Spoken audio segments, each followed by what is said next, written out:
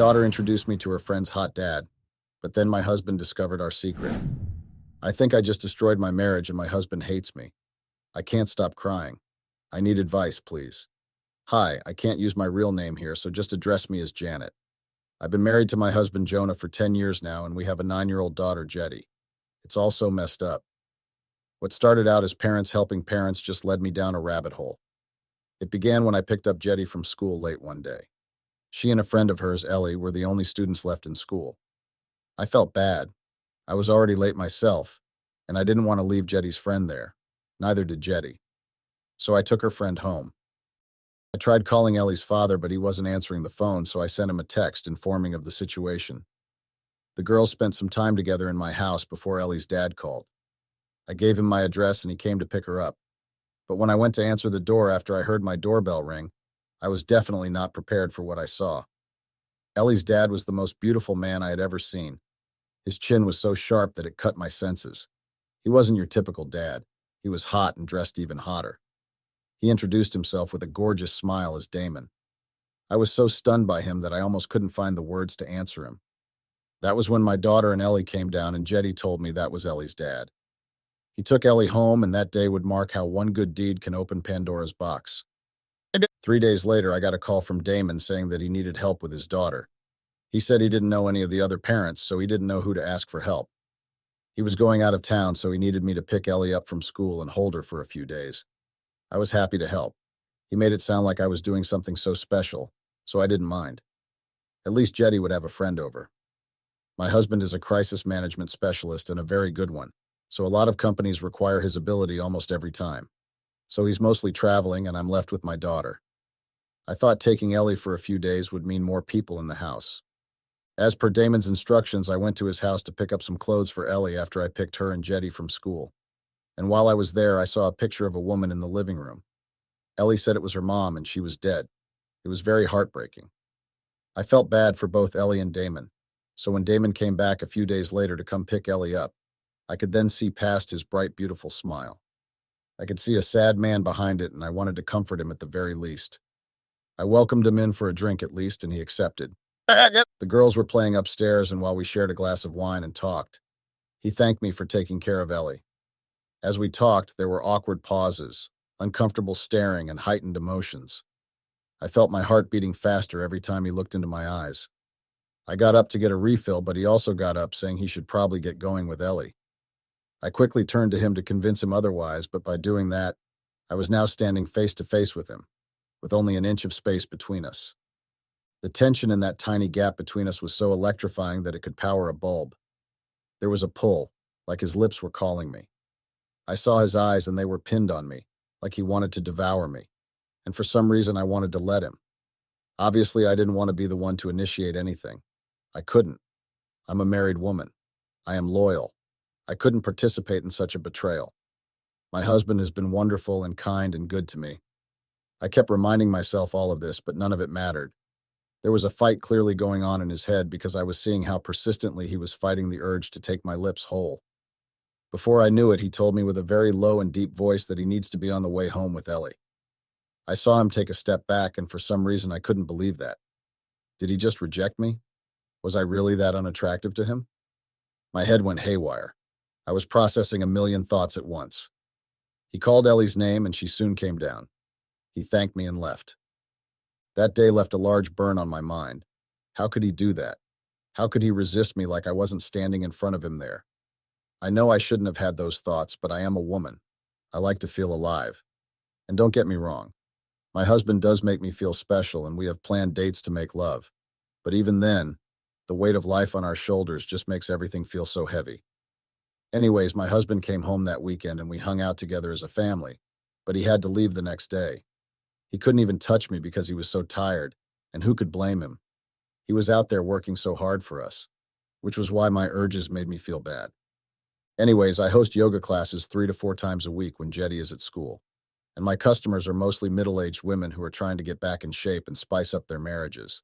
So you can imagine my shock and that of the women in my class when Damon walked in. I thought him being dressed up was hot, but you should have seen him in his gym gear. I felt like ripping his clothes off and having him right there. All the women had their eyes on him and couldn't stop staring.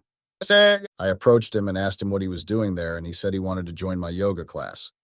He confessed to doing some research on me, and it just made me smile. It meant he was clearly interested, and I was clearly attractive enough. We began the yoga class, and Damon could not take his eyes off of me. Everyone was looking at me to follow my moves, but the way he looked at me was different. The intensity of his stare could bore a hole through metal. But for some reason, I liked it. I liked him watching me, and I began to show off, making complicated moves that the older fellows couldn't keep up with. Moves that showed off my body in very attractive perspectives.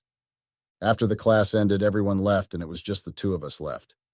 He informed me how much he loved the class and told me that he needed to go home and prepare to go pick Ellie up. I checked the time, and we still had over an hour on our plate. I asked him why he really came, and he chuckled as he told me that he was having back pains, and he felt yoga might help take away the pain. I laughed and asked how his back felt after the yoga class. He laughed and said that he was just kidding. I had a childlike smile on my face as I asked him what the real reason was, and he told me that he wanted to see me again, away from the children. I was curious. I asked him why he wanted that, even though deep down I already knew the reason. Because I wanted to do this, he said as he kissed my lips. I was taken by surprise, but I loved the surprise. The kiss deepened, and I threw my arms around him, but then he pulled away. He staggered back as though he had suddenly gained clarity. He muttered that I was married. The words "I don't care" escaped my lips in the most ignorant way. He gave me a big speech about how he found me attractive, and how he wanted to have me for himself from the very first day he set his eyes on me. But he doesn't want to be the one to impede on a happy marriage. That was when it struck me. I wasn't happy. I haven't been happy. Sure, my husband Jonah does everything required of a husband, but I have physical and emotional needs that are not being met, and that makes me unhappy, or at least makes me feel like I am not full. I repeated my words, emphasizing that I don't care.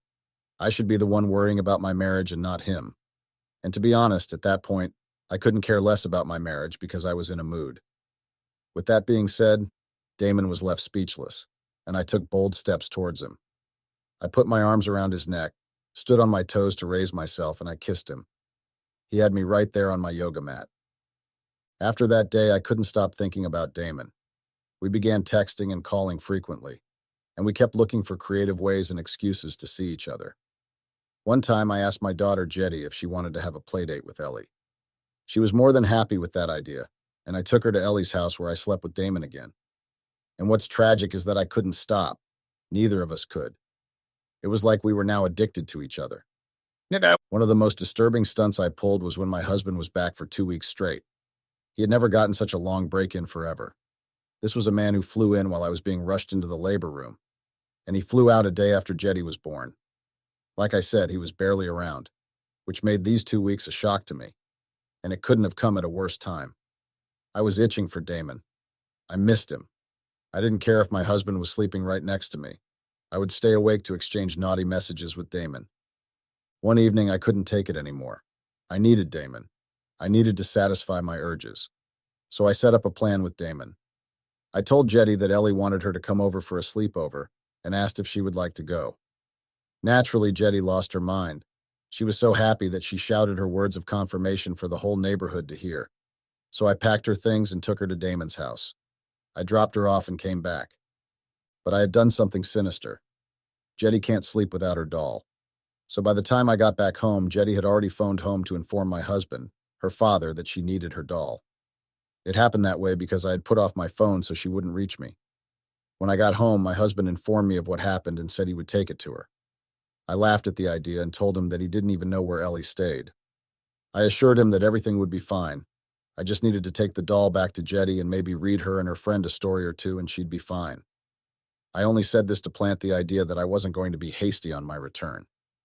He agreed. He had a Zoom meeting to catch up on, so he just gave me a peck and I grabbed the doll and left. I felt so smart, like I had pulled off one of the greatest heists in human history. I was proud of myself, which thinking about it now was just so stupid. I took the doll to Damon's house and I gave it to Jetty, who was elated to have it. She went to Ellie's room and they continued their pre-sleep fun games. I bid them goodnight, and once I closed the door, I couldn't even wait to find a room. I grabbed Damon's collar and began kissing him like my life depended on it. We began getting undressed from there and made our way to his room where I cheated on my husband again. The stupid thing is that I never thought about him while it happened.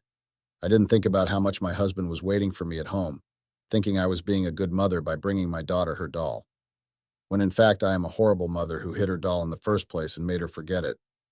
When we were done, Damon wanted me to stay a while, but I couldn't. I wanted to, but I couldn't. I was treating my movements and actions in a very surgical manner. I couldn't do things however I wanted. So I went home. I came back to see a bed of roses, and I was more than taken aback by this. My husband, Jonah, had decorated the room while I was gone and was waiting for me. The lights were dim and the room was soaked in romance and lust. And instead of accepting this gesture, I lost it. I got angry at him for being unreasonable and for wanting something I couldn't give him because I was tired. I overreacted and Jonah felt bad. He told me that we hadn't had a personal moment between us in a long time, and he'd been home for almost 2 weeks. He wanted to do something special, and he was right. But I didn't feel comfortable making love to my husband almost immediately after I just finished cheating on him. So I acted defensive. I took it over the top, stormed into the bathroom, and took my bath. By the time I came out of the bathroom, the lights were on, bright.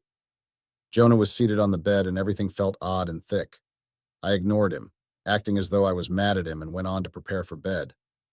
The next thing I heard him ask was who Damon was. I froze. I couldn't find the words to answer at first, so I pretended to still be upset, thereby giving him the silent treatment. But he then shouted like a monster that was about to destroy his enemy. He was requesting with rage to know who Damon was. I wasn't about to confess, so I sparked at him, asking him to say what he wanted to say. But while I was ranting, I caught the sight of my phone in his hand and my heart sank into my stomach. He asked me again, but this time with a low yet strong and rage-filled voice. He really wanted to know who Damon was. Still trying to be a slippery worm, I got mad, telling him that Damon is our daughter's best friend's father. And in response, he asked me if our daughter knew I was sleeping with her best friend's father. I was stunned. He held up my phone. Somehow he had unlocked it. He told me that he suspected something was wrong since I haven't been trying to initiate anything between us for over 2 months.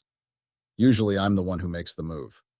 He thought that perhaps I was tired of trying, so he took a break from work to reignite the spark between us. But then he noticed that there was nothing to reignite, that I wasn't attracted to him at all any longer. Plus, I started staying on my phone a lot, especially at night when he's sleeping. And that meant a lot because I was a big advocate of off-screen time. So it was weird that I was staying up late on my phone.